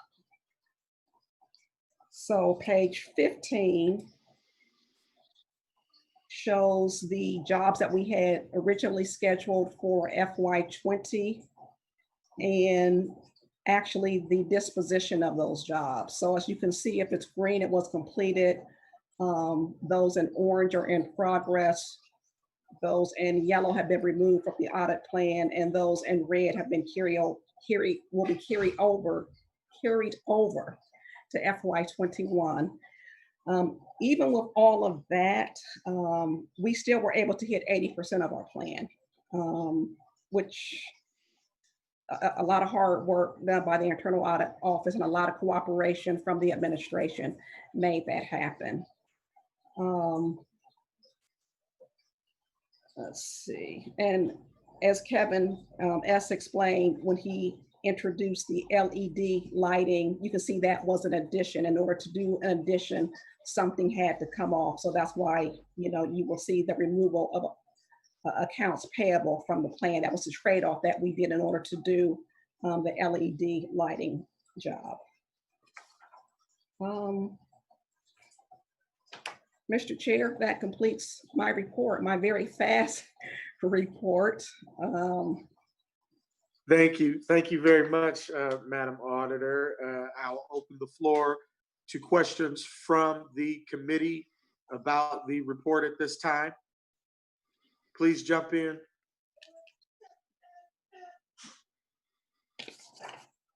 Hearing none. Thank those of you in the committee for a couple years, it's a few little tweaks to the presentation, but not much. The theory and the procedures are the same as they have been in years past. Certainly, and the one thing I will commend you on is when there are issues, if we don't necessarily address them here, you are always accessible to us all. So if there are further questions and you go through this, please make sure that you contact Madam Auditor so that she can get back in touch with you. At this time, hearing no further questions from the committee itself, I will entertain a motion to forward this report to the Board of Education. One quick question, and I'll make the motion to approve. Sure. Carolyn, are you actively involved with the senior leadership in the district on return to school? I guess is the best way I would call it, for safety protocols and activities. Yes. That's very good to hear. And Yeah. so I appreciate seeing it on your plan. I think it's a really good ad. I think you can bring a lot of value ensuring that that's done consistently district-wide. And if that takes more time to disperse your team to make sure we're doing the things that we say we're doing, I would not hesitate overweighting some effort in that space. And I make the motion to approve the plan as presented. Second. Thank you, Jordan, and thank you for the second, Madam Co-Chair. Any questions on the motion? Hearing none. All those in favor, please respond by saying aye. Aye. All opposed? Motion carries. Thank you. Madam Auditor, if you want to address your participation on the task force at this time, I think Mr. Jordan gave you a nice little layup there. Thank you. I'll just briefly add that the opening task force, there are 4 co-chairs, the superintendent, deputy superintendent Stanford, the special assistant to the superintendent, Monique Jacquette, who I did see. She was on earlier, yes.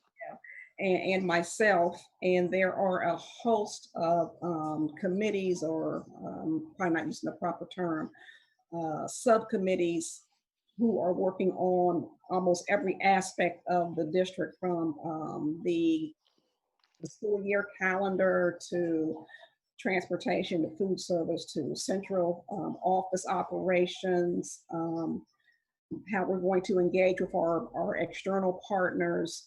And even though I have a small staff, some of my staff have volunteered to serve on multiple committees. So we're trying to, and if we can't serve on a committee, we have reached out to like the heads of those committees to let them know, if anything comes up that you want to run by us, just let us know, and maybe we can rearrange our schedule to attend, a particular meeting. So we are very involved in the opening plans for the district. Thank you. Thank you very much for that, Madam Co-Chair. I just want to say thank you for that, and I'm very excited to hear that, because I think that's a wonderful way to sort of, we're all pivoting right now, and for the pivot to include your team in the process, I think bodes well for us going forward. So that's really wonderful news. Thank you. Thank you.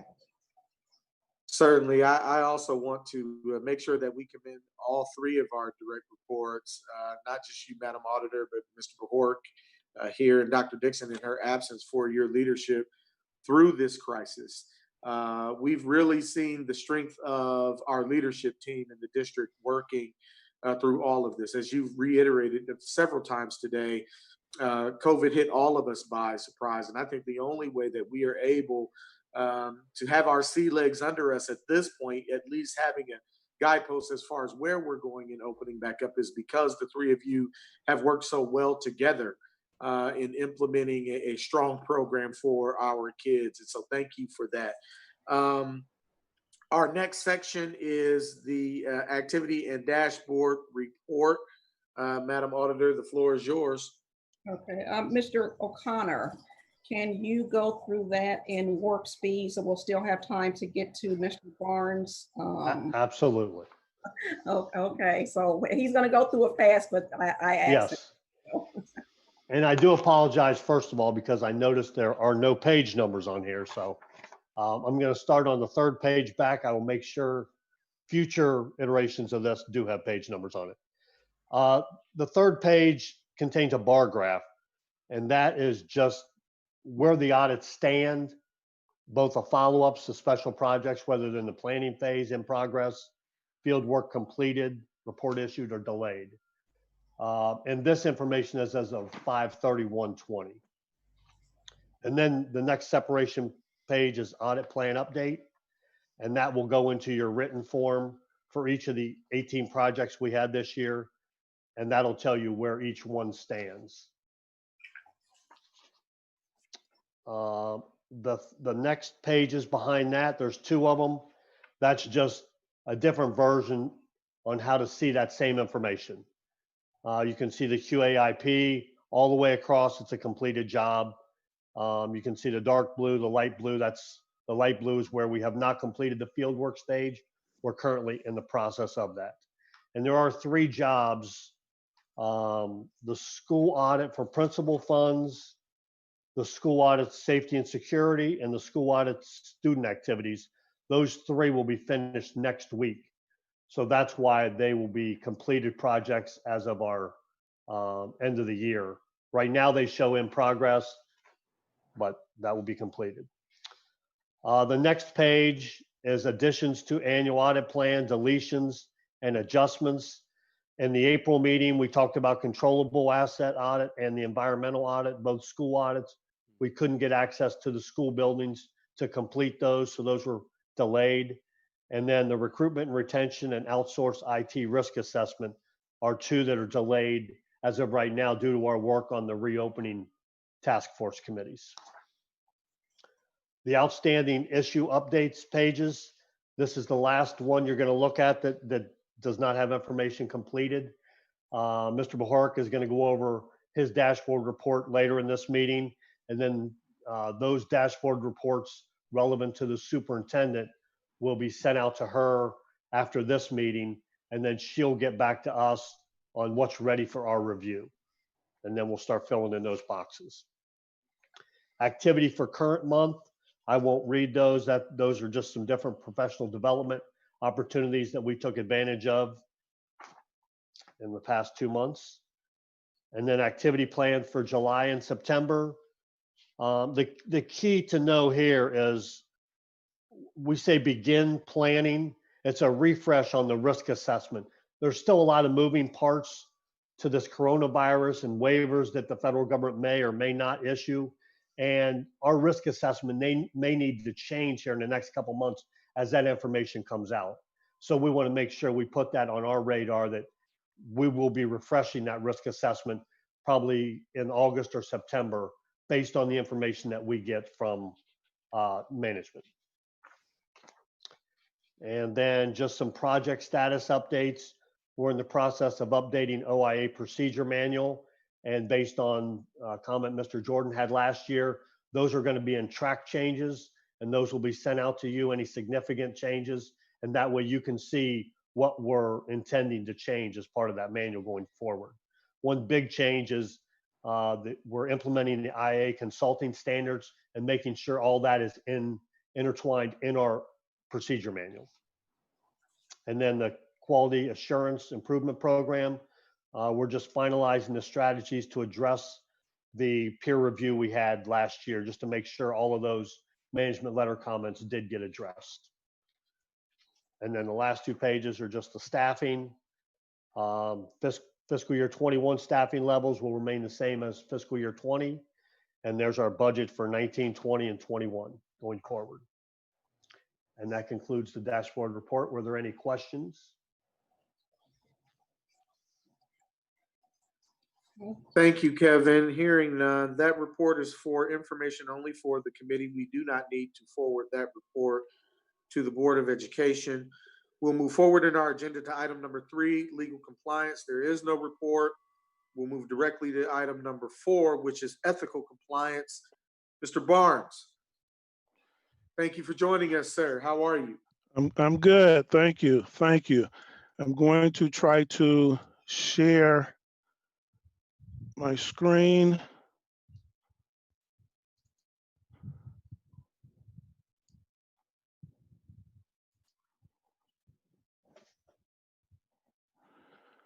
Let's see.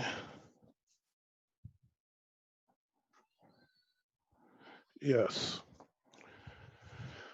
Okay, so what I'm going to talk about are a few different things related to training and compliance.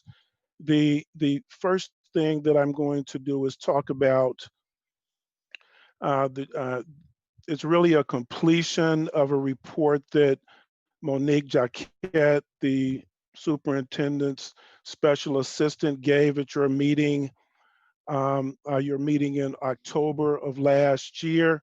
At that meeting, she had indicated the completion rates for online training was for central office administration, 92%, for school administrators, 88%, and combined all district employees, 85%. Each of those areas have gone up in regards to completion. Central office, 93%, school administrators, 91%, and all district employees, 92%.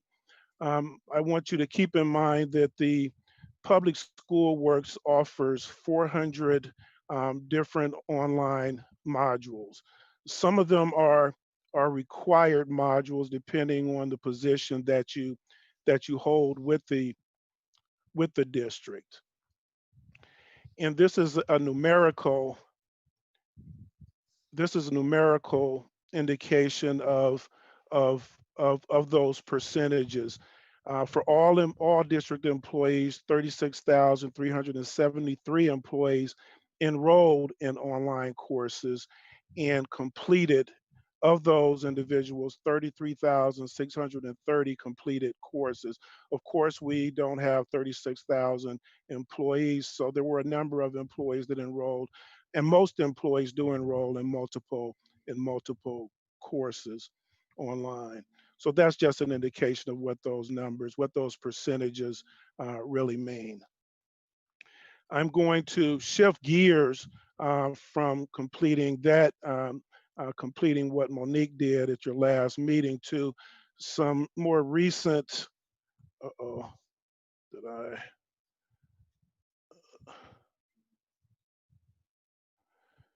Okay, yes. I'm going to shift gears to some recent developments that will require the district to amend or revise some of its policies and administrative guidelines. One is internal, and of course it relates to COVID-19 and requiring, or the necessity of having employees work from home. To do that, there was a need to amend some board policies. I've indicated what policies specifically were impacted, and basically it simply allows the superintendent to permit employees to work from home. Specifically, the language that was added to each of those policies was staff may be permitted to work from home pursuant to procedures adopted by the superintendent. To effectuate that, the Human Resources Department did put together some standard operating procedures, consulting with the Treasurer's Office, the Legal Division, and other various departments to ensure that everyone within the district was on the same page in regards to what is expected when an employee requests to work from home. And it is recognized that some employees, due to the nature of his or her job, will not be able to work from home. We've created a remote working agreement, which all employees who will be working from home or request to work from home will be required to sign off on, along with their supervisor and area superintendent.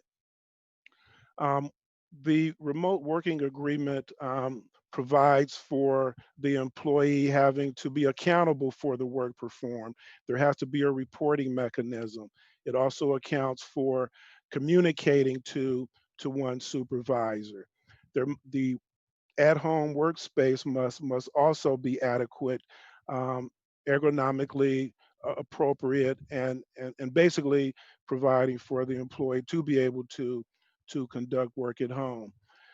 Employees working from home, because they are in employment status, are still eligible for workers' compensation if they are injured at home while performing work on behalf of the district. And so the area in which they're working has to be safe. And I keep hitting the wrong button.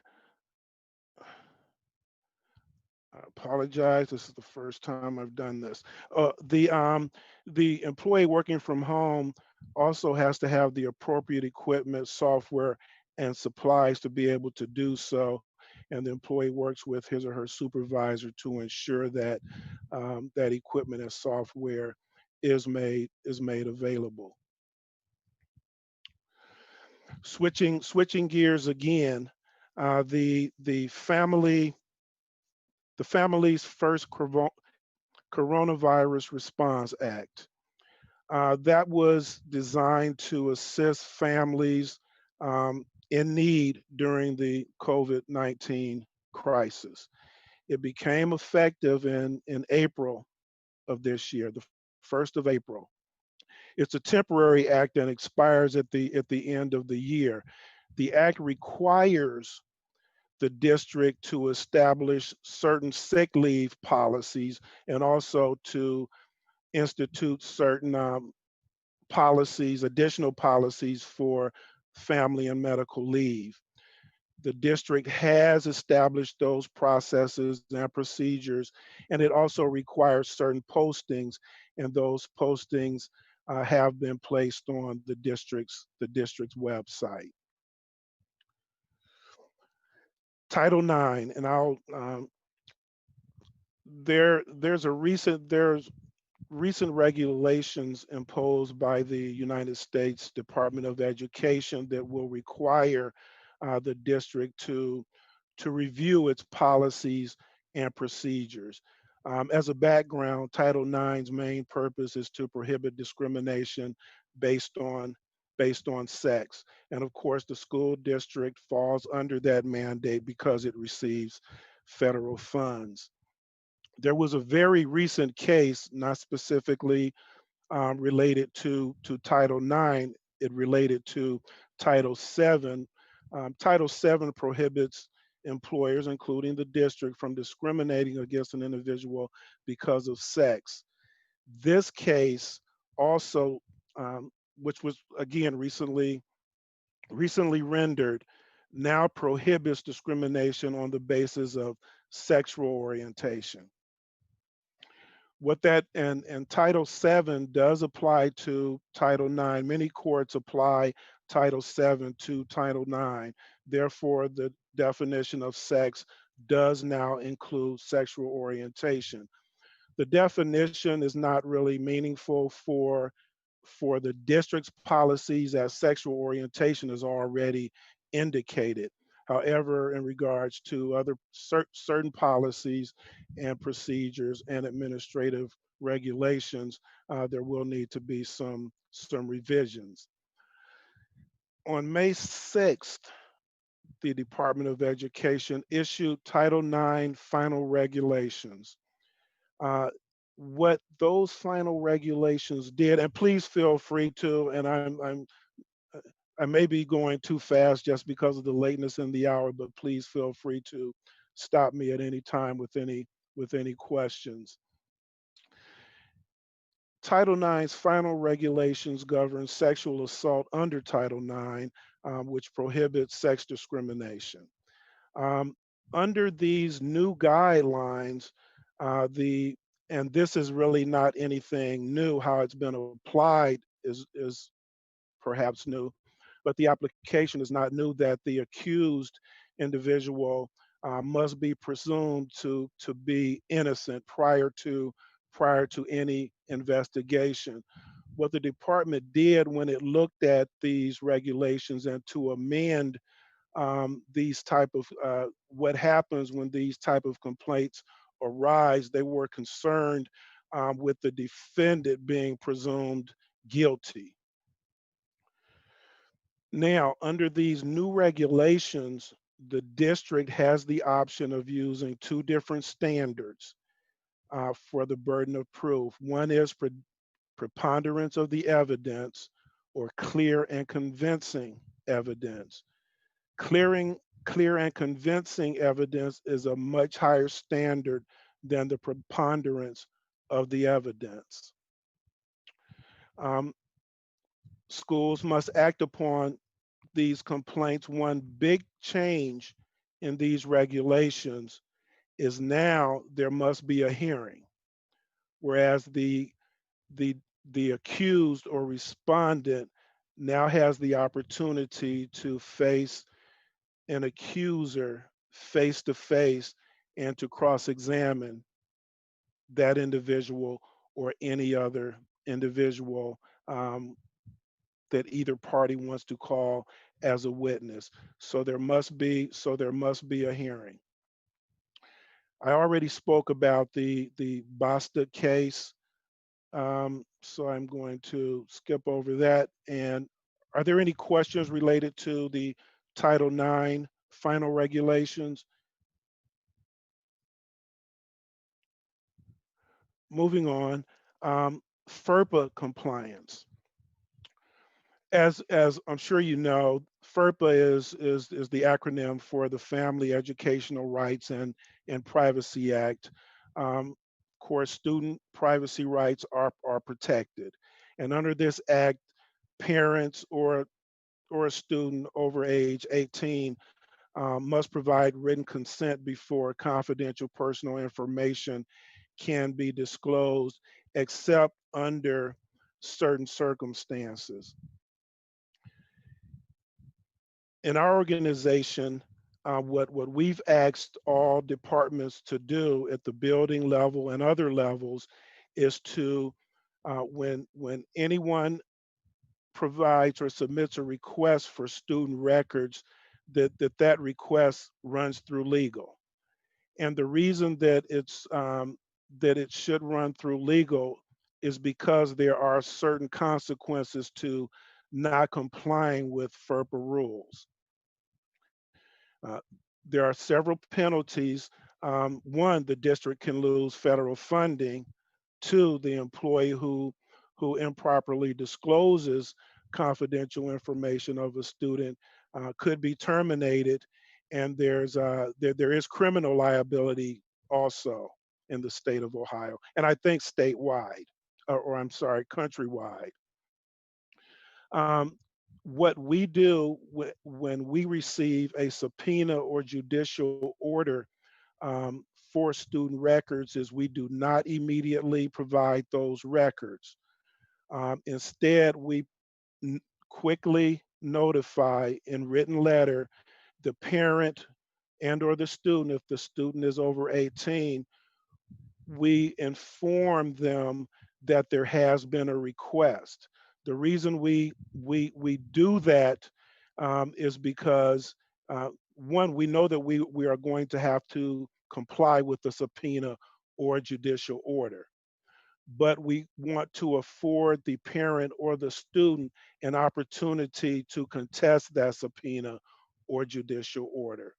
And so I think we give them now 5 days before we will comply with that subpoena or judicial order to give the parent and or student the opportunity to weigh in with the party, with the judicial tribunal that's requesting those documents.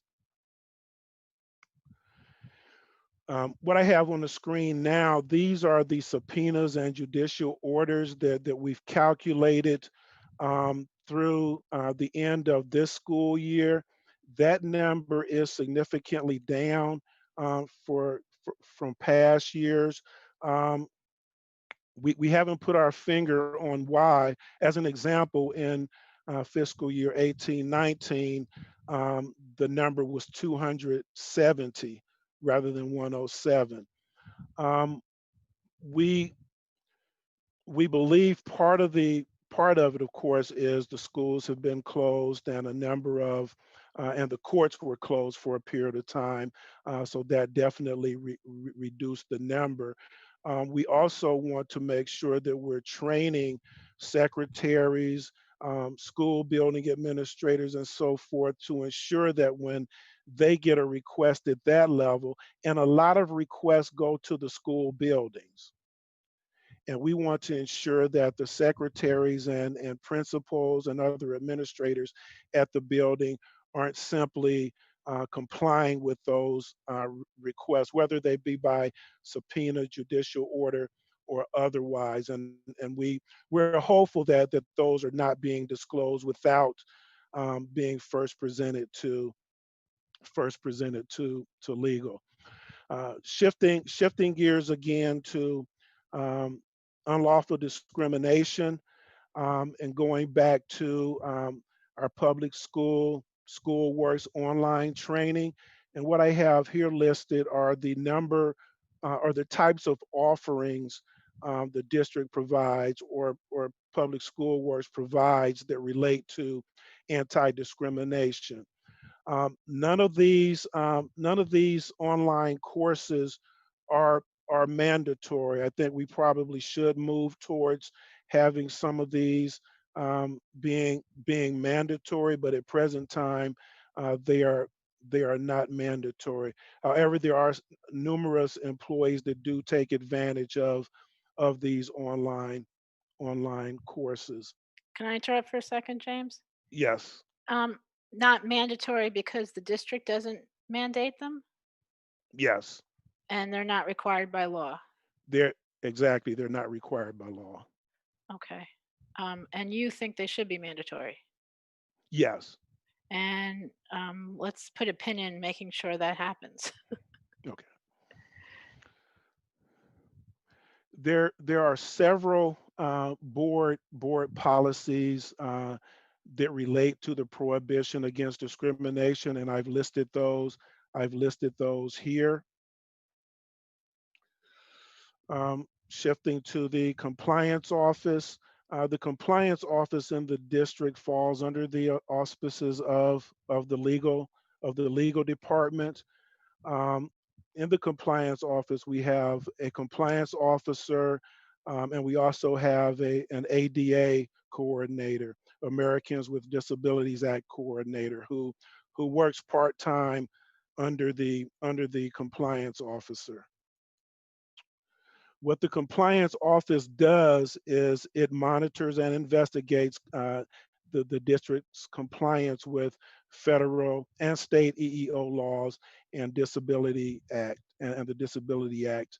And it interacts quite often with federal agencies such as the U.S. Department of Education's Office for Civil Rights. At the state level, the Ohio Civil Rights Commission, and works to ensure that the district is complying with the board's policies and the state and federal laws.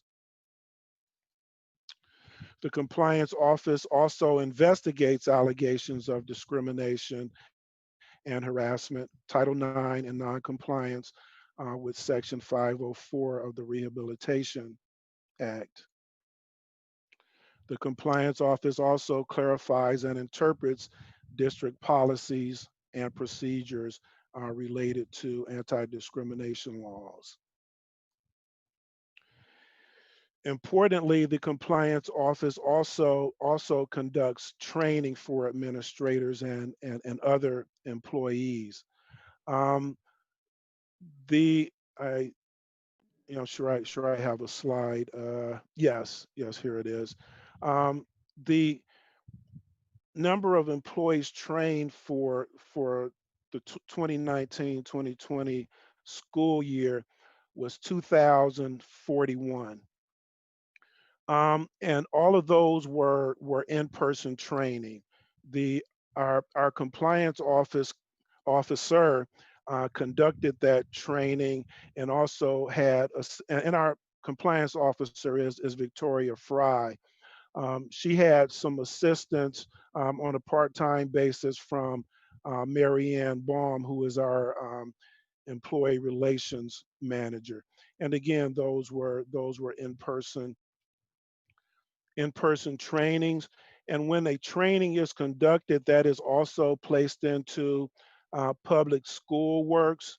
This number that I'm showing you, I know is inaccurate, that there were more employees trained in this. I recently learned that once an employee leaves the district, they're taken out of the system and not counted towards training.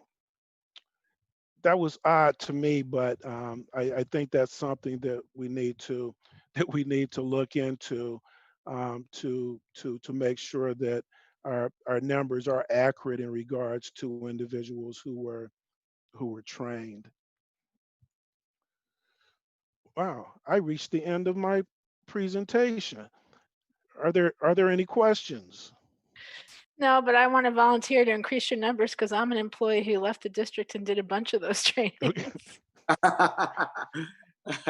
Thank you, Mr. Barnes, and thank you for stepping up, Madam Co-Chair. Questions from the committee for Mr. Barnes? Hearing none, thank you very much. Actually, I just have one quick thing. Yes, ma'am. Madam Co-Chair, please proceed. Can we just put a pin in also that 1.5 people auditing compliance for a 14,000 plus organization seems a little thin. So maybe we should be investigating, looking into that as well. It's not for this committee, but just let's follow up with that. Okay. That makes sense to me. Here. Absolutely. Yes, ma'am. All right. Any other questions for Mr. Barnes? Well, Mr. Barnes, thank you very much for your report. If any of you have questions for Mr. Barnes following tonight's meeting, please make sure that you get in touch with him.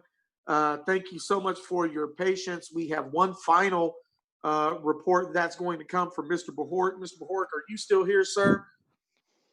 I'm here. I've been listening intently to this committee. As with other committees, you folks really know how to spend money here. So I'm counting FTEs that you've been adding all evening long. We're saving the best for last, Stan. Yeah, there you go. I'm gonna charge that to Madam Co-Chair Beckerly. I was just going to say I'm a spender. For the record, yes, you are. Yeah. Okay. I'll get started, and if I miss something, I'm sure that Mr. O'Connor will jump in because I believe he pulled this all together. And this is... Stan, I don't want to have to interrupt you when you get, I'm going to drop off. I have another call here with our folks in the West Coast. So if there's something I need to act on, Carolyn, would you just let me know? Yeah, we have no other votes for the evening. Thank you so much for your service. Oh, thank you. This is a very good meeting. I really appreciate all the efforts, especially in the work from home environment and work remote. So thanks, everyone. Thank you, kind sir. You're very welcome. So Kevin, are you controlling the presentation here, buddy? Yes, I just shared my screen just to put that up for you. Okay, yeah, all right. I had it all set too. So it'll be. Oh, okay, I apologize. No, that's okay. We're going to tell you, I'll just wave at you to do things.